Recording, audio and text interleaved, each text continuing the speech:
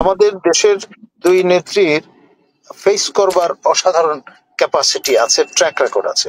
দেশ নেত্রী খালেদা জিয়া তিনি কিন্তু আপসীন নেত্রী শিরোপা পেয়েছেন। মূলত তিনি 111 সরকারকে মোকাবেলা করেছেন এবং বলেছেন যে কোনো অবস্থায় তিনি দেশ ছাড়বেন না।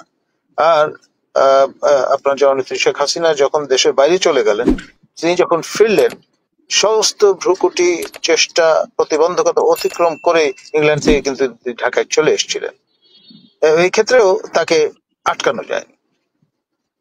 স্যার, এরকম পরিস্থিতি যদি সৃষ্টি হয় সেটা আসলে কতদিনের মধ্যে হতে পারে আনুমানিক? এটা এই সামনের অগাস্ট মাসেই হয়ে যেতে পারে। সেই রকম একটা আশঙ্কা থেকেই একেবারে অনুমান নির্ভর এরকম একটা চিঠি ইস্যু হয়েছে বলে আমি মনে করি না। স্যার, সেক্ষেত্রে আপনার বর্তমানে যারা আছে, অর্থাৎ বর্তমান যারা ক্ষমতাসীন আছে, ক্ষমতাসীনের যারা অধিষ্ঠ আছে, তারা কি এত সহজে ব্যাপারটাকে মেনে নিবে? বা আপনার যারা জুলাই দেখুন, আগস্টে শেখ হাসিনাও তো মেনে নিতে চাননি। আপনার গত অগাস্টে শেখ হাসিনাকে মেনে নিতে চেয়েছিলেন, একবার শেষ মুহূর্ত 45 মিনিট আগ পর্যন্ত চলে যাওয়ার তিনি কিন্তু আর্গু করেছেন, নানান রকম অবস্থান নিয়েছেন। সবসময় তাই হয়।